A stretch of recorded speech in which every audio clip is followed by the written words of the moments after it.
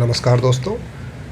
बहुत से खतरे हैं जो मानव सभ्यता के अस्तित्व और आनंद के ऊपर मंडरा रहे हैं, जिनमें से प्रथम स्थान पे मैं रखना चाहूँगा पेस्टिसाइड और रासायनिक कीटनाशकों के द्वारा उत्पन्न जो बहुत ज़्यादा हानिकारक विषाक्त भोजन है। हमारे पूर्वजों ने एक कहावत कही है, प्रथम सुख निरोगी काया। एक निरोगी काया विषाक्त भोजन के द्वारा संभव ही नहीं है।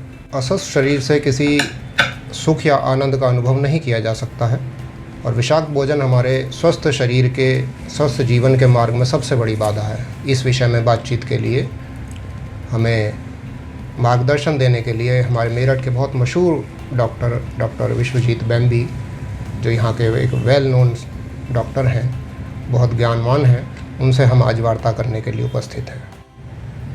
तो डॉक्टर साहब, हम जानना चाहते हैं कि हमारे बिगड़े हुए स्वास्थ्य से जो खेती में रासायनिक खाद और पेस्टिसाइड कीटनाशक जो प्रयोग होते हैं, उनका क्या संबंध है, आपस में रिलेशन है, उस विषय में हम आपसे जानना चाहते हैं। देखिए, आपने एक वर्ड यूज़ किया, विषाक्त भोजन। विषाक्त भोजन जो है दो तरीके का हो सकता है। स्लो पॉइजन हो सकता है या किसी में जहर मिला दिया जाए। जिसमें जहर मिला दिया जाता है तो उससे तो आदमी की हालत फ़ौरन ख़राब हो जाती है और एकदम से वो क्या नाम है, मरणासन कंडीशन में पहुंच जाता है। दूसरा होता है स्लो पॉइजन।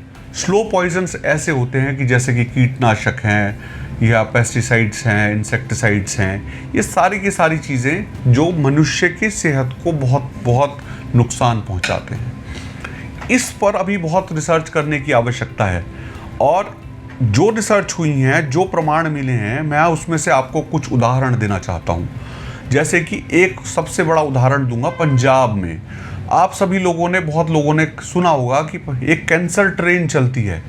पंजाब में बठिंडा से लेके बीकानेर तक कोई मेडिकल कॉलेज नहीं था, तो वहाँ से बठिंडा से एक कैंसर ट्रेन चलती थी। क्योंकि उस कैंसर ट्रेन, उसका नाम इसलिए पड़ गया, उसमें 60% लोग जो थे वो कैंसर के पेशेंट्स हुआ करते थे, जो इलाज के लिए बीकानेर मेडिकल कॉलेज तक जाया करते थे। वहाँ पर कैंसर डिपार्टमेंट है, बड़ा मशहूर कैंसर डिपार्टमेंट है, वहाँ पर जाया करते थे।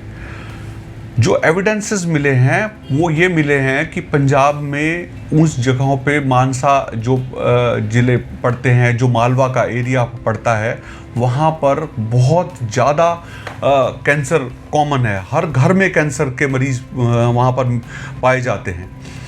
ये सारी चीज़ें पंजाब में, चूँकि पेस्टिसाइड्स जो होती हैं वो 20% देश की खपत पेस्टिसाइड्स की वहीं पर है, तो ये 20% खपत अधिक होने का कहीं ना कहीं कोई ना कोई रिलेशन इस कैंसर से है, जो कि आगे की रिसर्च वर्क जो उसमें बताएंगे कि कितने % केसेस में ये स्लो पॉइजन कैंसर असर करता है। दूसरा मैं आपको उदाहरण दूंगा, केरल में कसारगोड नाम की एक जगह है, वहाँ पर काजू की खेती होती है, बहुत प्रसिद्ध जगह है। वहाँ पे बागानों में वर्षों से एंडोसल्फान कीटनाशक का बेतहाशा प्रयोग किया जा रहा था कि जिसका कोई अंत ही नहीं था। इस तरीके से वहाँ पर कीटनाशक उसका यूज़ करते थे। वहाँ पर उस इलाके में हज़ारों विकलांग बच्चे पैदा हुए। उसका कहीं ना कहीं संबंध उस एंडोसल्फान से था। गवर्नमेंट ने हालांकि कीटनाशकों को बैन करने की पहल की, पर अभी भी कीटनाशक बहुत सारी जो मार्केट में है उपलब्ध हैं, वो अभी भी हैं। ये इस चीज़ का प्रमाण है कि जो कीटनाशक हैं वो कहीं ना कहीं डीएनए को भी बदलने में अपने आप सक्षम हैं।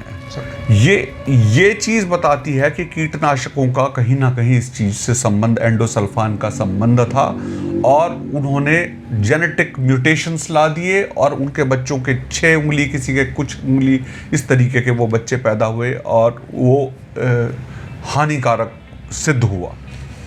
तीसरा प्रमाण मैं देना चाहता हूँ। हरियाणा के चौधरी देवीलाल यूनिवर्सिटी में एक अध्ययन में यह पाया गया कि माँ के दूध में WHO मानकों से 100 गुना ज़्यादा कीटनाशक मौजूद थे।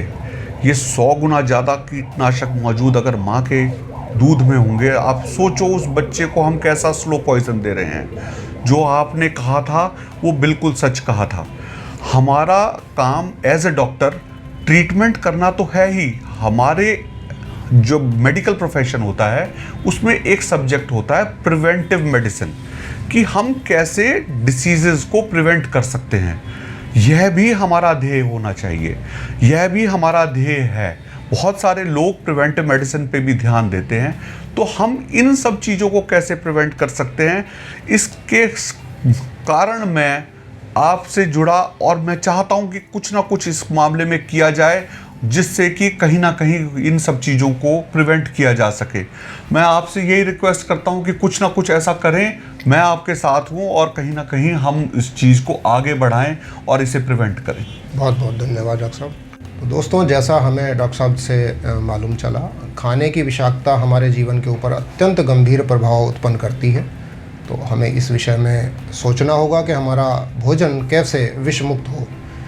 तो इसके लिए हम पिछले 8 सालों से लोक भारती मेरठ के तत्वाधान में हम कार्य कर रहे हैं।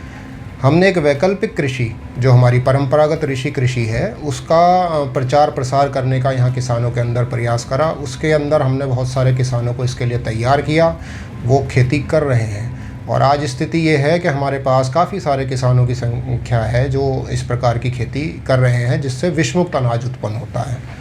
तो उसके लिए हमें एक मार्केट की तलाश है, और जहाँ एक उपभोक्ता वर्ग के अंदर ये विकल्पहीनता की स्थिति है, वहीं किसानों के अंदर ग्राहकहीनता की स्थिति है।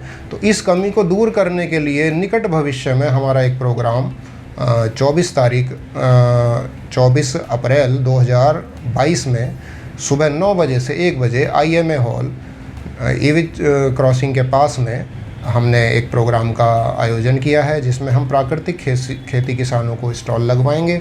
आप उसके अंदर पधारें, ससम्मान अपने भोजन की थाली को कितने प्रतिशत जहर से मुक्त कर सकते हैं, आइए वहाँ जानते हैं किस प्रकार से हम जहर मुक्त भोजन प्राप्त करके अपने आने वाली पीढ़ी को विष मुक्त रख सकते हैं। धन्यवाद।